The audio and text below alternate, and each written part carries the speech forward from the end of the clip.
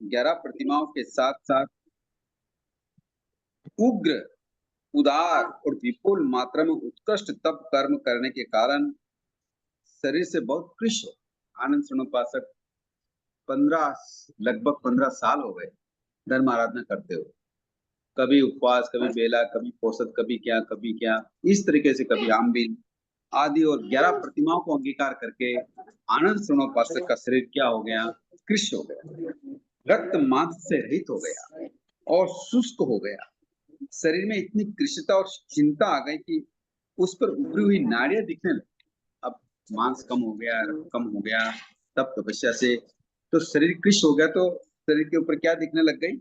नाड़ियां दिखने लग गई। एक दिन आनंद सरोपासक रात्रि के समय धर्म जागरण करते हुए आनंद सरोपासक के मन में इस प्रकार विचार हुआ, संकल्प हुआ कि मेरे शरीर में अब इतनी कृशता आ गई है, इतनी इतनी कमजोरी आ गई है कि उस पर उभरी हुई नाड़ियां दिखने लगी है। अतः जब तक मेरे शरीर में उत्थान, बल, वीर, पुरुषाकार, पराक्रम, श्रद्धा, धृति, संवेग है और मेरे धर्माचार्य, धर्म उपदेशक श्रमण भगवान महावीर स्वामी गज हस्ती के समान विचर रहे हैं, तब तक मेरे लिए ये अच्छा है, श्रेष्ठ है कि मैं कल सूर्योदय होने पर अंतिम मरणांतिक संलग्न स्वीकार कर लूं, आहार पानी का प्रत्याख्यान कर लूं, मरण की कामना न करता हुआ आराधना में रत हो जाऊं। आनंद सरोपासक की आधी रात के समय ये सोच रहे हैं कि अब मेरा शरीर कमजोर हो गया, अब मेरे समय ज्यादा नहीं है, आयुष का कोई ठिकाना नहीं, तो क्यों नहीं अब भगवान के रहते हुए ही मैं क्या कर लूं? सलेखना संतारा की आराधना करूं। ऐसा विचार करके दूसरे दिन सवेरे अंतिम मरणांतिक संलग्न स्वीकार की और मृत्यु की चाहना न करते हुए वह आराधना में लीन। ठीक है, समझ में आई ये बात? कोई प्रश्न हो तो कर सकते हैं।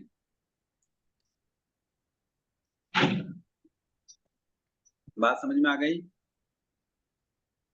आ गई सर।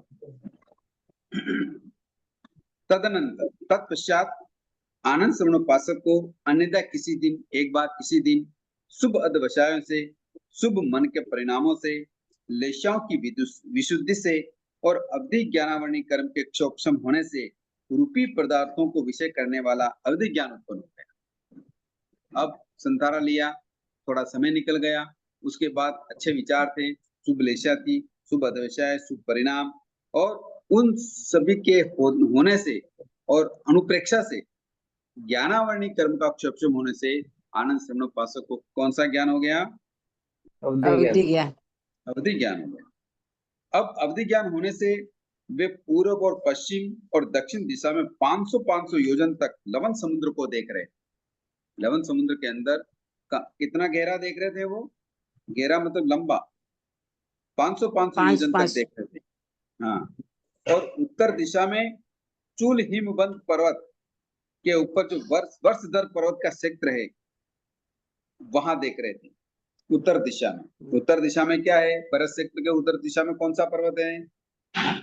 चूल हिमवंत पर्वत। चूल हिमवंत पर्वत। उसके वर्ष दर जो है, उसके वर्ष दर और पर्वत होते हैं छोटे छोटे, उस पर्वत के क्षेत्र तक वो उत्तर दिशा में देख रहे थे। और ऊर्ध्व दिशा में ऊंचा कितना देख रहे थे? तो पहले देवलोक को देख रहे थे और नीचे अधोलोक में वो प्रथम नरक के 84,000 वाली स्थिति वाले लोलुच्य नामक नरकावास को वो देख रहे थे, जानते देख रहे थे। ये सारा ज्ञान कौन से ज्ञान से जानते देख रहे थे वो? अवधि ज्ञान। अवधि ज्ञान से जानते देख रहे थे। तो इस प्रकार आनंद सरोपासक को अवधि ज्ञान हुआ। यूं अवधि ज्ञान नारकी और तीन देवताओं को भी होता है, किंतु वो उनका अवधि ज्ञान भव प्रत्यय होता है। भव प्रत्यय का मतलब होता है तो उस भव में जन्म लेने से ही उनको अवधि ज्ञान होने वाला है। अगर सम्यक दृष्टि है तो अवधि ज्ञान होने वाला है, मिथ्या दृष्टि है तो विभंग ज्ञान होने वाला है। तो वो भव प्रत्यय अवधि ज्ञान है। उनको इसके लिए कोई लब्धि या आत्मिक साधना की जरूरत नहीं पड़ी, किंतु तिरंचोर मनुष्यों को जो अवधि ज्ञान होता है वो गुण प्रत्यय होता है। इसके लिए उनके साधना की यानी आत्मलब्धि की जरूरत होती है। समझ में आया?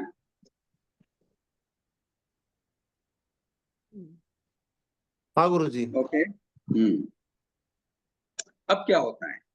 उस समय में जब आनंद सरोपासक ने संतारा ले लिया, संतारा की साधना प्रवर्धमान चल रही है, शुभ अध्यवसायों अनुप्रेक्षाओं के कारण उन्हें अवधि ज्ञान हुआ है, अवधि ज्ञान के कारण वो उत्तर पश्चिम में क्या क्या देख रहे हैं, उत्तर पूरब पश्चिम और दक्षिण दिशा में 500 योजन देख रहे हैं लवण समुद्र के अंदर, और उत्तर दिशा में चूल हिमवंत पर्वत वर्षधर पर्वत तक देख रहे हैं, पूर्व दिशा में पहले देवलोक तक देख रहे हैं, और अधो दिशा में कहाँ तक देख रहे हैं, प्रथम नरक के स्थिति वाले वाले। नाकी के लोलुच्च नामक नरकावास तक देख रहे हैं, जिसकी स्थिति कितनी है, 84,000 वर्ष की है। 84,000 वर्ष की स्थिति में अभी कौन है, कौन से तीर्थंकर हैं? लोलुच नरकवास। हाँ, लोलुच्च नरकावास 84,000 वर्ष का है, पर अभी हमारे एक तीर्थंकर इसी नारकी में है, और वो भी 84,000 वर्ष वाले हैं, उनकी स्थिति भी 84 वर्ष की आयु है। कौन से तीर्थंकर हैं? कृष्ण भगवान, हैं? कृष्ण महाराज, कृष्ण नहीं, सैनिक महाराज। कृष्ण महाराज तीसरे नारकी में, सैनिक राजा। सैनिक राजा जो प्रथम तीर्थंकर बनेंगे, है ना, वो 84,000 वाली आयु वाले में है। ठीक है, आगे चलते, आगे क्या होता है, उस काल उस समय में जब ये घटनाएं चल रही थी, आनंद शरणोपासक पोषदशाला में संतारा ग्रहण किए हुए थे, अवधि ज्ञान भी हो गया था, उस समय की बात बता रहे हैं। उस समय उस काल में जब आनंद शरणोपासक का संतारा चल रहा था, श्रमण भगवान महावीर स्वामी गामानुगाम विहार करते हुए वाणिज्य ग्राम में पधारे। परिषद सेवा में गई, धर्मोपदेश सुनकर लौट गई।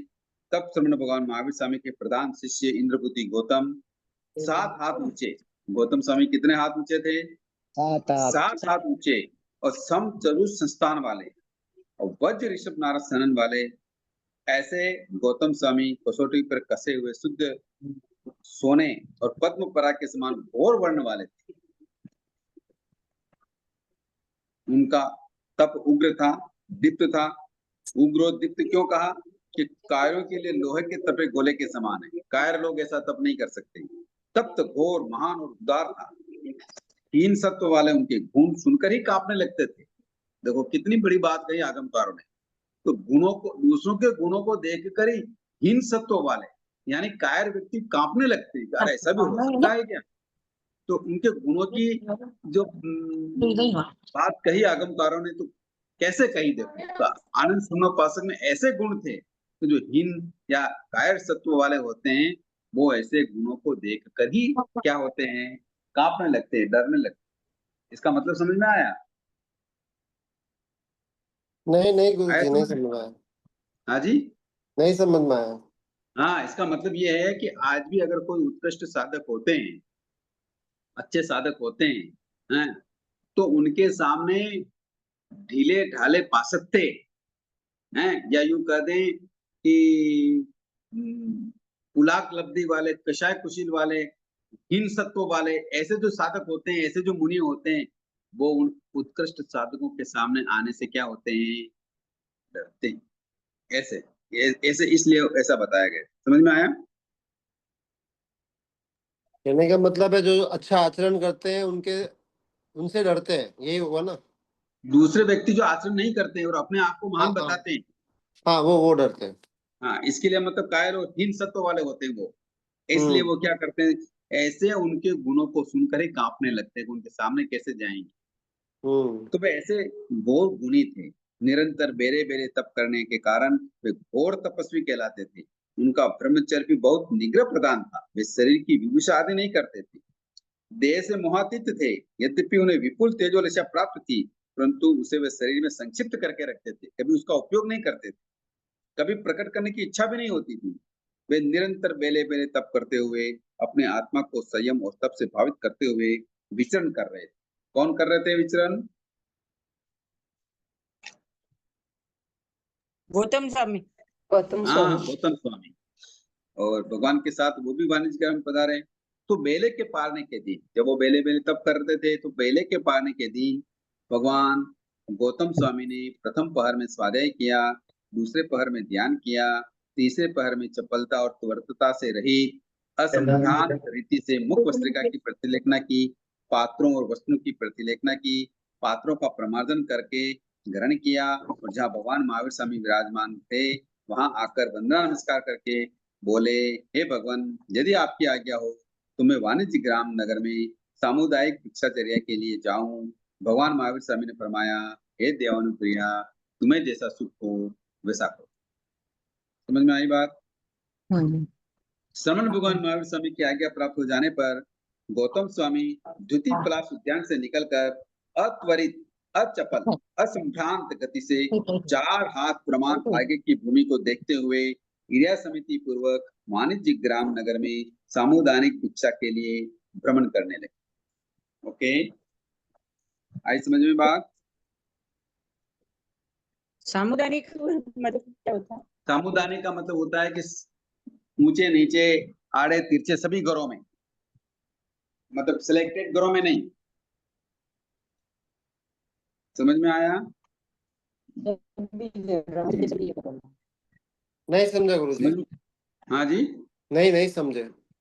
सामुदायिक का मतलब होता है कोई संभ्रांत व्यक्ति है, कोई मिडिल क्लास है, कोई और निम्न क्लास है, तो सभी ये जो घर होते हैं, इन सभी घरों में वो भिक्षा के लिए जाती है। इसको ले बोलते हैं सामुदायिक भिक्षा। अच्छा, क्या कुल की अपेक्षा से ऊंचा नीचा आ रहा है क्या? क्या हुआ? कुल की अपेक्षा से ऊंचा नीचा कहा गया है हाँ क्या? हाँ जी, वो सभी घरों में सामुदायिक की भिक्षा हाँ, करते हैं। वही। सभी घरों में जाएंगे, यूं नहीं कि आप सेठ साहूकारों के घरों में जाओगे जो वहां अपने अच्छे से माल मिल जावे, ऐसा नहीं। सभी घरों में जो भी घर रास्ते में आ रहे हैं, उन सभी घरों में सामुदायिक की भिक्षा करेंगे। वहां से निकलकर तब गौतम स्वामी ने व्याख्या प्रकृति सूत्र में वर्णित भिक्षाचर्या विधान के अनुरूप भिक्षा हेतु घूमते घूमते यथा पर्याप्त आहार पानी सम्यक प्रकार से ग्रहण किया, और ग्रहण कर जब वाणिज्य ग्राम के कोलाक सन्निवेश के न अधिक दूर न अधिक निकट से चल रहे थे, तो बहुत से लोगों को बात करते हुए सुना।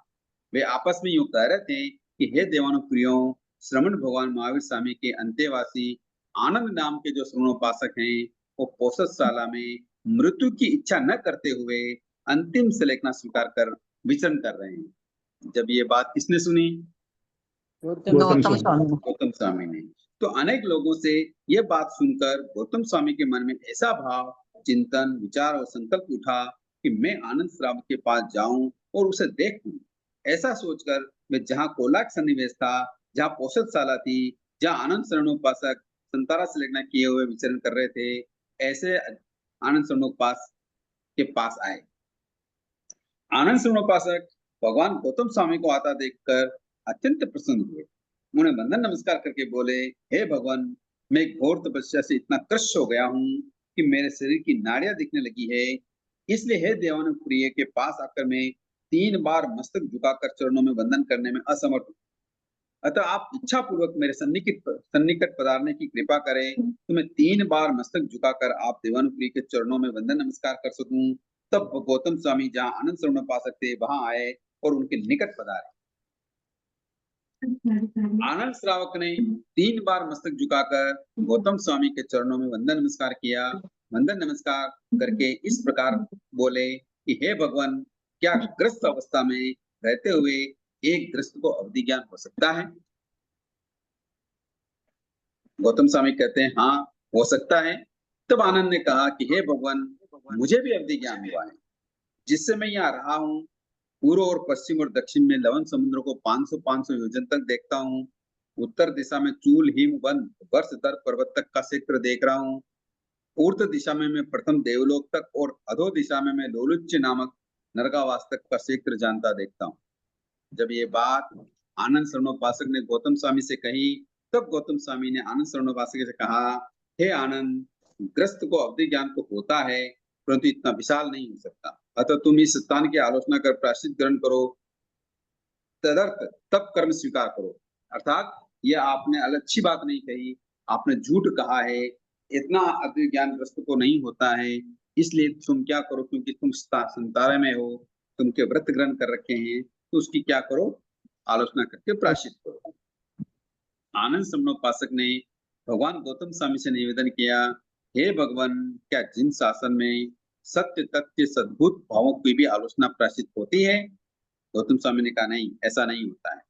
आनंद ने कहा, हे भगवान, जिन शासन में सत्य भावों के लिए आलोचना स्वीकार नहीं करनी होती है, हे भगवान, आप इस मिथ्यावाद की आलोचना स्वीकार करें और आलोचना प्रायश्चित ग्रहण करें। देखो श्रावक की कितनी हिम्मत है। आनंद शरणोपासक के इस प्रकार कहने पर भगवान गौतम स्वामी के मन में शंका कांक्षा भी चिकित्सा उत्पन्न हुई। वे आनंद के पास से रवाना होकर द्वितीय पलाश चित्त में जहाँ भगवान महावीर स्वामी थे वहां आए।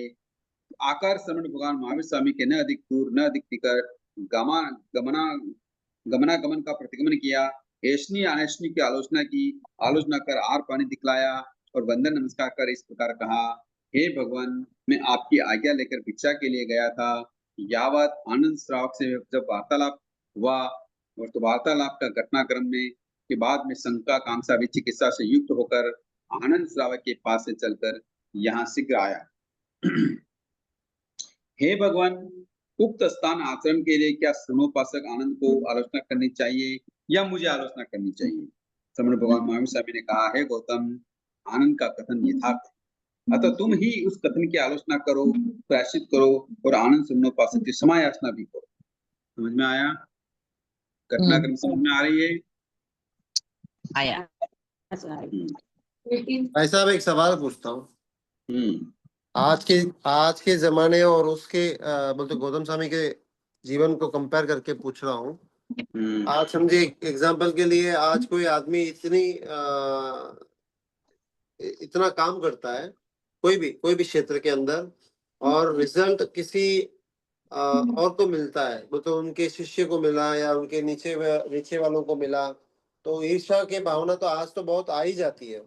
इतना काम करता हूँ तो भी मुझे कुछ मिलता नहीं है, और देखो मेरे वजह से इनको इतना कुछ मिल गया लेकिन मुझे कुछ नहीं मिलता है। गौतम स्वामी को ये भावना नहीं आई होगी, क्योंकि उनके वजह से बहुत जनों को केवल ज्ञान हुआ है करके ऐसे सुना है, बट उनको बहुत लेट हुआ। समय उनका आया तभी हुआ है, वो तो अपन भी समझते हैं, लेकिन कैसे उनकी मनस्थिति हुई होगी वो पूछ रहा हूँ। नहीं, जब तक अधिकांश जब मुख चले गए गणधर या और बहुत सारे जो साधक थे, तब तक तो उनके मन में ऐसी कोई बात नहीं आई थी, किंतु एक घटनाक्रम से उनके मन में जरूर आई थी।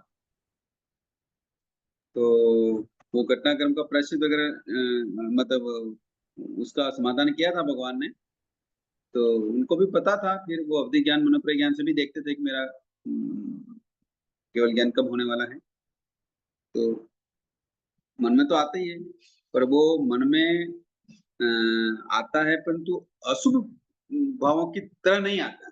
आजकल जो साधकों के मन में आता है कि मान लो किसी को क्रेडिट दे दिया, किसी को नहीं मिला, जिसने काम किया उसकी तो और बुराई होगी कि तूने ढंग से नहीं किया, ऐसा नहीं किया, वो नहीं किया, और उस काम का श्रेय कोई दूसरों को मिल गया, है ना, तो उनके मन में ऊंचा नीचा विचार आता है। किंतु इस तरीके से गौतम स्वामी के मन में ऐसा विचार नहीं आता। मान लो कभी ऐसा बात आई भी है कि मैं कब केवली बनूंगा, तो वो भी शुभ भावों में ही रमन करते हुए आई। समझ में आएगा? आज की तरह नहीं। मेरा सवाल यही है कि कैसे क्षमता में रहे आज के जमाने में भी अपन अपने से हो जाए अच्छी बात है, नहीं हो तो अच्छी बात है, अपने से कोई तिर जाए कोई भी। मैं ऐसे नहीं बोल रहा हूँ आध्यात्मिक जीवन में, बिजनेस के विषय में या पारिवारिक विषय में बात कर रहा हूँ। फिर भी अपन को कैसे क्षमता रखनी चाहिए? क्षमता तो ज्ञान पूर्वक ही आती है मनोज भैया। जब तक ज्ञान की प्रगाढ़ता या थिकनेस नहीं आएगी, थिकनेस का मतलब समझ गया, हाँ, तब तक हम समता भाव में नहीं आ सकते। तब तक हम दूसरों को दोष देते ही रहेंगे, भले ज्ञानी।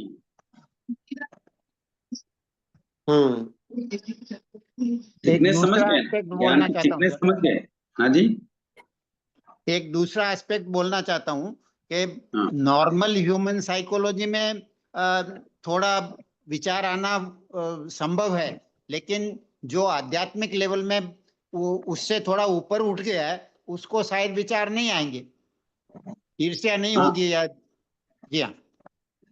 नहीं वो ठीक है। तो प्रश्न वही है मनोज भैया का, वो साधक कितनी क्षमता धारण कर लेते हैं। तो आज के जो परिप्रेक्ष्य में ऐसा क्यों नहीं संभव हो पा रहा है, यही प्रश्न है ना। हाँ। पर इसका मतलब यही है कि दर्शन और ज्ञान की थिकनेस नहीं है हमारे पास। दर्शन भी मानते हैं भगवान है, भगवान की वाणी है, मैं भगवान की वाणी को मानता हूँ। ज्ञान भी है कि हम समय करते हैं, प्रतिक्रमण कर रहे हैं, भगवान की प्रार्थना करते हैं, जो कुछ भी करते हैं, आचरण भी करते हैं, तो ज्ञान दर्शन चारित्र तो सब है, किंतु उसकी थिकनेस नहीं है। थिकनेस का नहीं, मतलब आप समझ, आध्यात्मिक टच कम हो तो नॉर्मल ह्यूमन साइकोलॉजी में कोई ऐसा फील करता है कि मेरे को एडिक्वेट रिकॉग्निशन नहीं मिला, तो वो गलत नहीं है, लेकिन जो दर्शन की तरफ बढ़ गया उसको शायद वो फीलिंग कम होगी। हाँ बिल्कुल, जो दर्शन और ज्ञान को समझ गया उसके आचरण में फीलिंग नहीं होगी, ऐसी ऐसी जी। फीलिंग नहीं होगी दूसरों को श्रेय मिला, या तो मैंने जी। गलती नहीं की फिर भी मेरे ऊपर जी। ऐसा दोषारोपण हुआ, मेरे साथ ऐसा क्यों हुआ, ऐसी ऐसी फीलिंग विशुद्ध दर्शन और ज्ञान वाले को नहीं होती, कम राइट। होती। जब आनंद श्रवणोपासक से निकलकर भगवान के पास आ गए गौतम स्वामी, भगवान को सारी घटनाक्रम बताए, तो भगवान ने कहा कि हे गौतम, तुम आलोचना करो और प्रायश्चित ग्रहण करो और आनंद श्रवणोपासक से क्षमा याचना भी करो। तो गौतम स्वामी ने श्रवण भगवान महावीर स्वामी का कथन आप ठीक फरमाते हैं, कोई तर्क नहीं, मनोज भैया किसी तरह का कोई तर्क नहीं, आप ठीक फरमाते हैं, यूं कहकर विनय पूर्वक सुना, सुनकर उस स्थान आसन के लिए आलोचना स्वीकार की और श्रवणोपासक आनंद इसे अपने कथन के लिए क्षमा याचना की। तत्पश्चात श्रवण भगवान महावीर स्वामी इसी समय अन्य जनपद में विहार कर। समझ में आया? हाँ गुरु जी, इतनी सरेंडर बताओ, इतनी सरेंडर होनी चाहिए, कैसे लेके आए? साधना में सरेंडर ही उसकी पवित्रता और उच्चता का प्रतीक है। अगर किसी साधक के मन में सरेंडर का मतलब ये है कि भगवान ने कहा वो सत्य है, सरेंडर का मतलब ये, इसलिए और उसी की साधना पवित्र और उच्च स्थान को प्राप्त करती है। जो अहंकार में जीता है, मान माया लोभ में जीता है, कषाय में जीता है, उसकी साधना का लेवल नॉर्मल होता है, चाहे विद्वान कितना ही ऊंचा हो, उससे कोई फर्क नहीं पड़ता है। सही बात है गुरु जी। अब आनंद श्रवणोपासक के देवलोक गमन संबंधी उपसंहार आ रहा है। आनंद श्रवणोपासक का चरित्र लगभग पूरा हो रहा है। आनंद श्रवणोपासक ने गुरुजी एक सवाल पूछना है। अवधि ज्ञान और विभंग ज्ञान फर्क है कुछ दोनों में? इसमें अवधि ज्ञान और विभंग ज्ञान में? विभंग ज्ञान तो अज्ञानियों को होता है, अवधि ज्ञान ज्ञानियों को होता है। अच्छा अच्छा। एक मिथ्या दृष्टि होता है, एक सम्यक दृष्टि होता है। अच्छा। वो अज्ञानियों को होता है, इसीलिए उस अवधि ज्ञान को विभंग ज्ञान कहते हैं। अच्छा, धन्यवाद सर।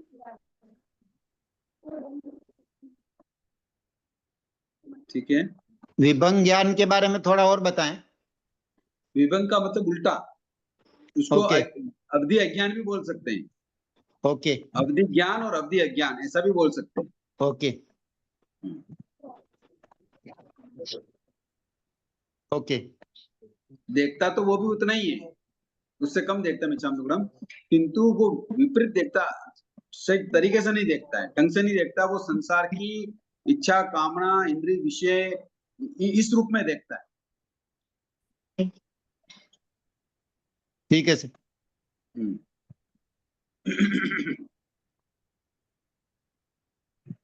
आनंद श्रवणोपासक ने शील व्रत आदि बहुत से धार्मिक अनुष्ठानों से आत्मा को भावित करते हुए 20 वर्ष तक श्रावक पर्याय का पालन किया। अब साधना करते करते कितने साल हो गए? 20 साल। 20 साल हो गए। उपासक की 11 प्रतिमाओं का सम्यक पालन किया। 1 मास की सलखना से शरीर व कषाय को छीन कर 60 भक्त तक, 60 भक्त मतलब 1 मास अनशन का त्याग कर संपूर्ण जीवन में लगे, दोषों की आलोचना कर योग्य प्रायश्चित प्रतिगमन किया। आत्म समाधि युक्त काल करके प्रथम देवलोक स्वधर्म कल्प के स्वधर्म वंश तक महाविमान के ईशान कोण में स्थित अरुण नामक विमान के में देव रूप में उत्पन्न हुए। वहां कई देवों की स्थिति 4 पल्योपन की कही गई है। तदनुसार आनंद श्रवणोपासक की आयु भी 4 पल्योपन की है। गौतम स्वामी ने भगवान महावीर स्वामी से पूछा, है भगवान, आनंद उस देव लोक से आयु भव और स्थिति का क्षय होने पर देव गति का त्याग कर कहाँ जाएंगे और कहाँ उत्पन्न होंगे? तो भगवान फरमाते हैं, हे गौतम, आनंद महाविदेश क्षेत्र में जन्म धारण करेगा और वहीं सिद्ध होगा, यावत सभी दुखों का अंत करेगा। समझ में आया? जी हाँ। इस प्रकार गृहस्थावस्था में रहते हुए भी किस प्रकार प्रवृत्ति से निवृत्ति का भाव धारण करना, किस प्रकार धर्म आराधन करते हुए आध्यात्मिक विकास करना, इसका सुंदर मार्गदर्शन आनंद शरणोपासक के इस अध्ययन में हमको देखने को मिलता है। आत्म विकास के इस इच्छुक प्रत्येक ग्रस्त को आनंद श्रावक की तरह जीवन के अंतिम भाग में घर धंधों से परिपूर्ण निवृत्त होकर धर्म आराधना में ही लग जाना चाहिए और अपना आत्म कल्याण करना चाहिए। यही इस प्रथम अध्ययन का सार। समझ में आया? बहुत अच्छा।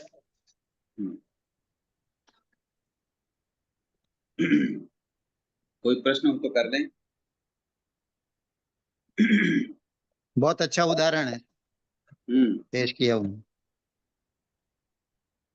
एक कितना रईस आदमी था, कितना सर्वश्रेष्ठ और श्रेष्ठ कुल में जन्म और कितना व्यापार व्यवसाय परिवार सब कुछ होते हुए भी यहाँ तक जी। कि वो मेढ़ीभूत थे, नगर के भी और परिवार के भी। और ऐसी मेढ़ीभूत का मतलब समझ गए आप? मुखिया तो मुखिया ऐसे ऐसे उत्कृष्ट साधना करके उन्होंने एक भाव बाकी रख के मोक्ष जाने की योग्यता प्राप्त कर ली। तो श्रवणोपासक भी ग्रस्त जीवन में भी हम ऊंची साधना करके हम क्या कर सकते हैं? मोक्ष जाने की योग्यता प्राप्त कर सकते हैं और अगले भाव या निकट भाव में या 15 भाव में हम भी मोक्ष को ही जा सकते हैं।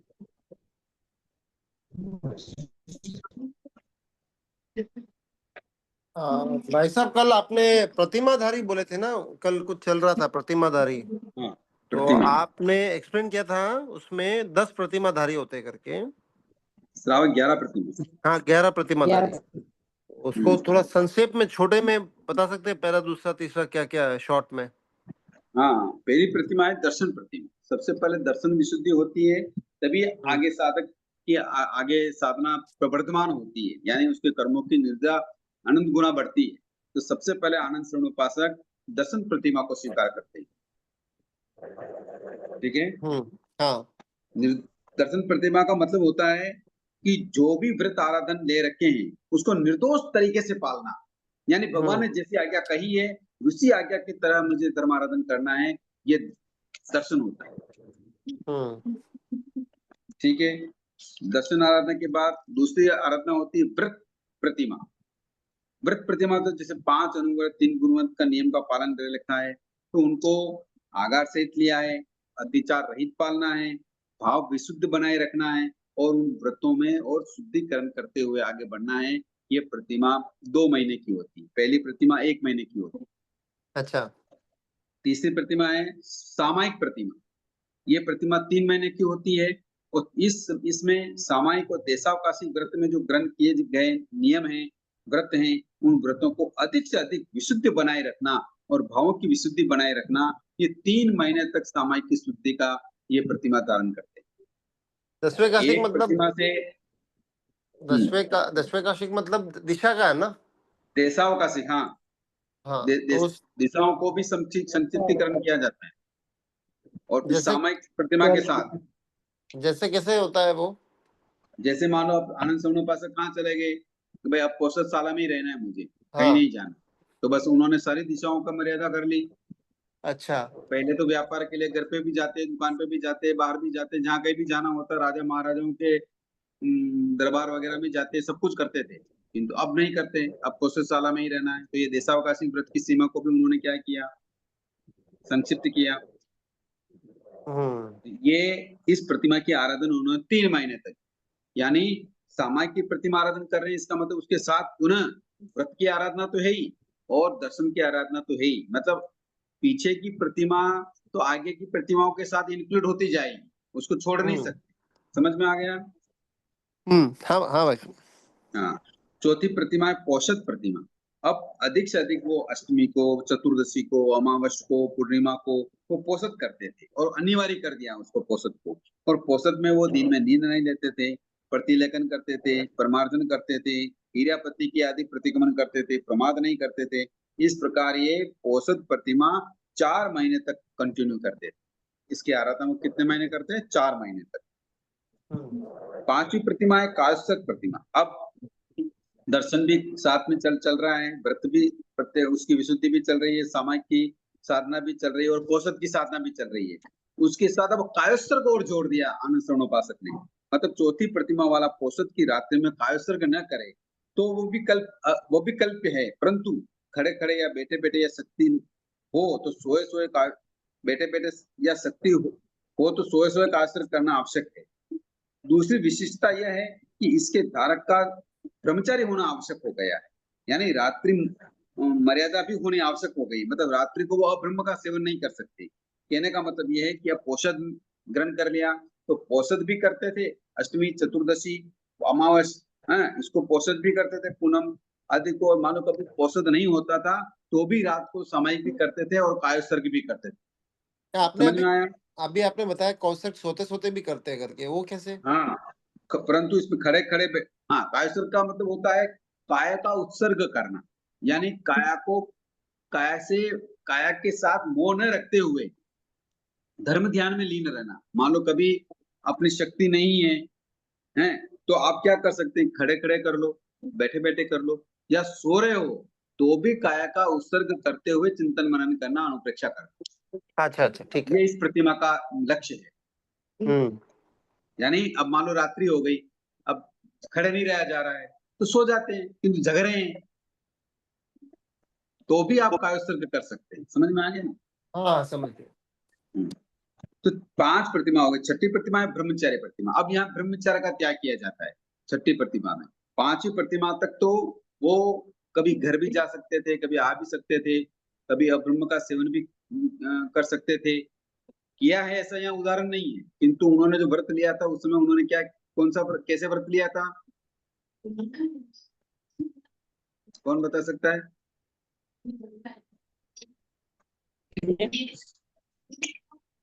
मर्यादा करी थी बाकी को बहन मानो। ब्रह्मचर्य की कैसे मर्यादा की उन्होंने? अपने पत्नी के सिवाय दूसरे को हाँ, बहन। यानी अपनी पत्नी देवानंदा के अतिरिक्त किसी भी अब्रह्म का सेवन नहीं करूंगा, तो इस तरीके से। किंतु अब जो पौषशाला में आ गए, धर्म आराधना करने लगे, तो जब उन्होंने प्रतिमा धारण कर ली तो फिर उन्होंने इस अब्रह्म का भी त्याग कर दिया। पूर्ण शुद्ध रूप से वो ब्रह्मचर्य का पालन करते हुए ये प्रतिमा 6 मास तक उन्होंने आराधन किया। साथ में सचित आहार त्याग, यानी अब सचित वस्तुओं का भी वो त्याग नहीं ग्रहण नहीं करते थे, अचित वस्तु को ही वो खाने में लेते थे। तो इस प्रकार 7वीं प्रतिमा 7 मास तक उन्होंने कंटिन्यू की। 8वीं प्रतिमा है आरंभ त्याग। अब खुद आरंभ का त्याग करने लग गए। पहले तो आरंभ भी भूला था, अब आरंभ का भी त्याग करने लग गए। 1 करण 1 योग से, या 2 करण 3 योग से, या 1 करण 3 योग से, जैसा भी उनको सुविधा अनुसार होता था वो आरंभ का त्याग करने लग गए। 9वीं प्रतिमा है दृश्य आरंभ प्रतिमा, यानी इस प्रतिमा का धारक आरंभ करवाने का भी त्यागी हो गया। यानी 8वें में तो खुद आरंभ नहीं करते थे, 9वीं में वो करवाते भी नहीं कि मेरे लिए खाना बना दो, कि मेरे लिए दूध गर्म कर दो, मेरे लिए ऐसा कर दो, वैसा कर दो, यूं कर दो। वो करवाते भी नहीं थे, पहले खुद नहीं करते थे, अब करवाते भी नहीं है। इस प्रकार ये 9वीं प्रतिमा 9 मास तक वो आराधन करते हैं। 10वीं है उद्दिष्ट भक्त प्रतिमा। इसका धारक अपने लिए बनाए गए आहार आदि का भी सेवन नहीं करता। मान लो कभी आनंद श्रवणोपासक के लिए किसी ने खाना बना लिया तो भी अब वो खाना स्वीकार नहीं करते। अब दूसरों के घरों में जो खाना बन गया है तो वो ऐसे जैन घरों में जाके ही गोष्ठी करके वो अपनी धर्म आराधना करते थे। इस प्रकार उद्दिष्ट भक्त वर्जन प्रतिमा धारण की और ये 10 महीने तक चली। 11वीं प्रतिमा में श्रवण भूत प्रतिमा। इसमें अब वो अपने मस्तक के बाल को मुंडित कर लेते हैं, चाहे कभी लोज भी कर सकते थे, और अपने जैनियों के घर में गोत्री भी जाते थे, हैं।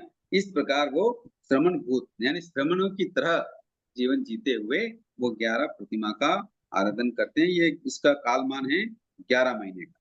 इस प्रकार इन्होंने 11 ही प्रतिमा अंगीकार की। समझ में आया? हाँ गुरुजी।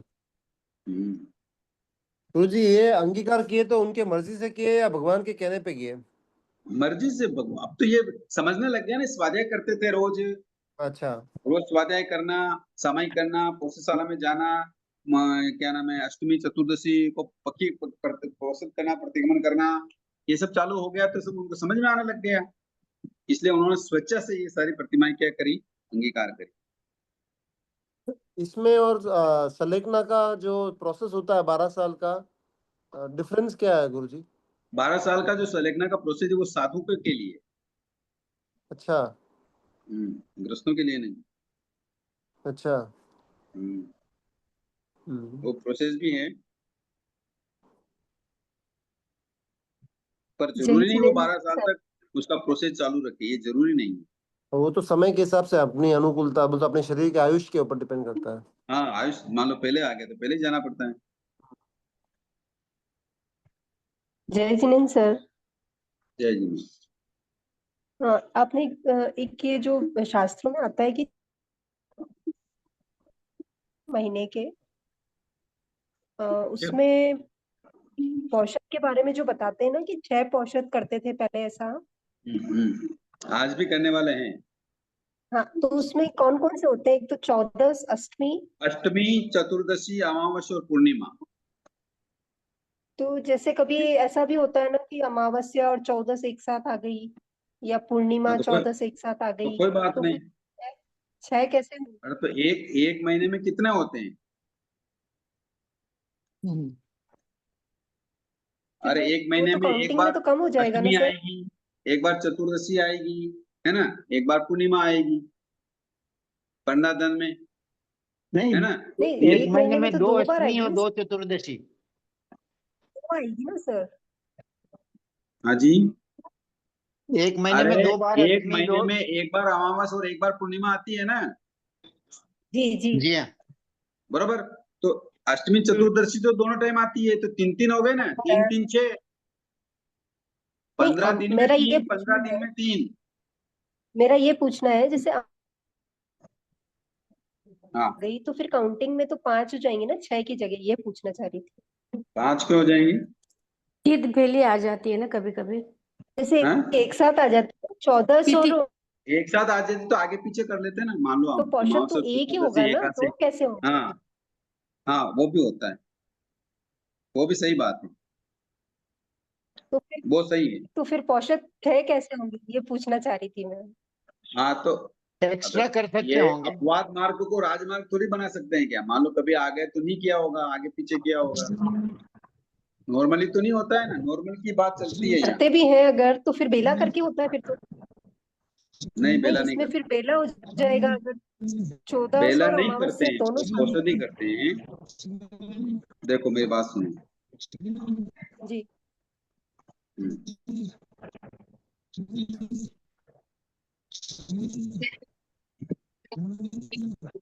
15 दिन में कितनी तिथियां आती है? अष्टमी, चतुर्दशी और अमावस्या, जी बरोबर। जी हाँ। एक पक्ष में आती है अष्टमी, चतुर्दशी और पूर्णिमा, है ना। अब आप कह रहे कभी साथ में आ जाए तो क्या करते हैं, ये बोल रहे हैं ना प्रश्न। जी हाँ जी हाँ। हाँ, तो एक ही होता है उस दिन, दो नहीं होती। हाँ, वही पूछ रही हूँ मैं। और फिर जैसे अगर अलग अलग भी आई मान लो, तो फिर तो बेला हो जाएगा ना, कि जैसे 14 को कर लिया, फिर आप अमावस कह रहे हैं, तो 14 के बाद यदि अमावस आई तो 14 का भी हो रहा है और अमावस का भी हो रहा है, तो फिर बेला हो गया ये तो।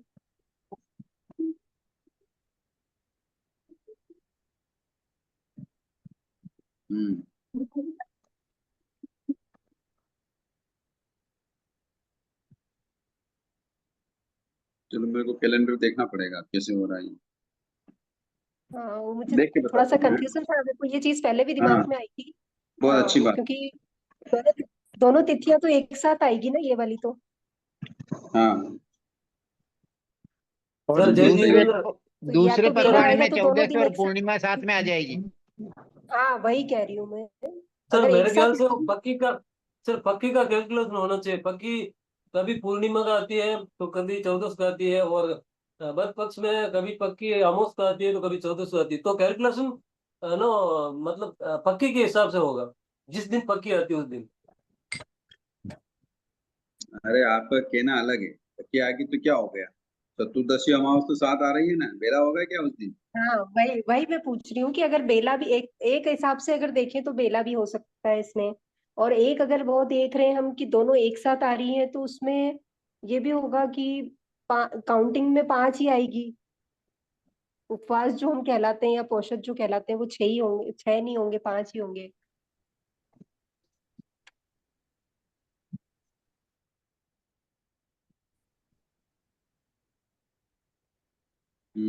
बात तो सही है आपकी। Intelligent question. इसको, इसका सॉल्यूशन बताऊंगा मैं आपको, ठीक है? जी जी जरूर। हम्म,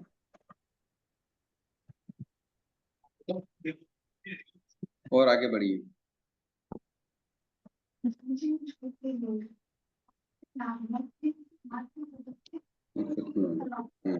अष्टमी को बढ़-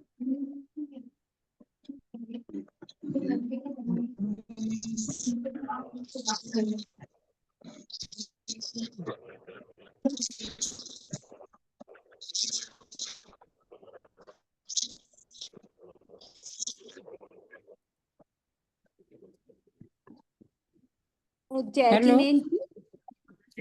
हाँ बोलिए। हाँ, ये मैं पूछना था, ये 12 व्रत का कब से शुरू होना है? 12 व्रत का तो अभी अपन ये आनंद आदि 10 श्रावकों का अपन एक बार इसका अध्ययन कर लेते हैं, उसके बाद आपको हम पूरा डिटेल पीडीएफ बना के भेजते हैं, ठीक है?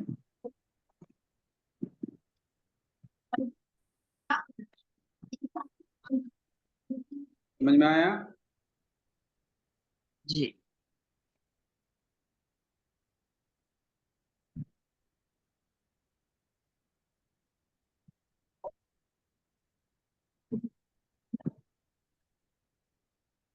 शुक्ल पक्ष कृष्ण पक्ष की अष्टमी, 1 2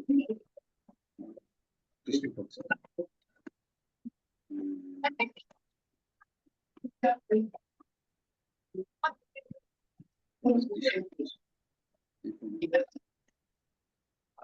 जय सर, ये आवाज ब्रेक हो रही है, कुछ समझ नहीं आ रहा। हाँ, आवाज क्या हुआ?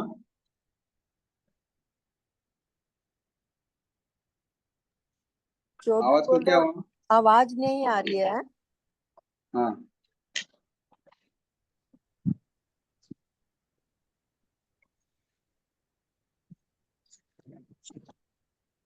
हेलो, आवाज नहीं आ रही मेरी? आ रही है, आपका वीडियो बंद है बस। आपकी आ हाँ, रही है, थोड़ी सा। तो कोई क्वेश्चन कर रहा था, उनकी नहीं आ रही थी। अच्छा अच्छा अच्छा।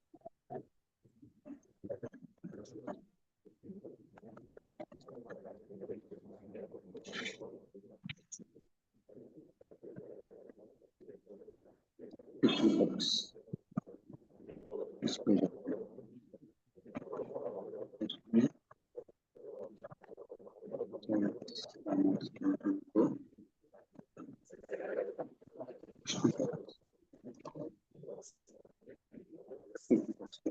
तीन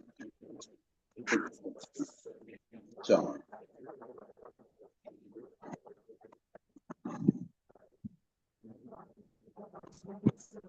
चार आ रहे हैं।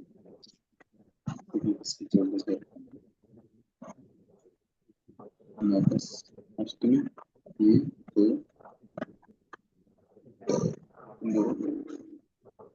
गुरुजी, बोलिए। ये जो प्रतिमाधारी अंगीकार किया है, ये हाँ, 12 व्रत के पचकान के बाद में किया है या बाद में, बाद में। बाद में? व्रत प्रत्याख्यान तो भगवान के समूह शरण में उन्होंने ग्रहण कर लिए, फिर घर आए, फिर अपनी देवानंदा को सारी स्टोरी बताई, घटनाक्रम बताया, वो भी गई, उसने भी स्वीकार किए, और फिर वो धीरे धीरे व्रतों को आगे बढ़ाते हुए कार्यभार अपने पुत्रों को देकर कौशलशाला में अधिक समय बिताने लगे।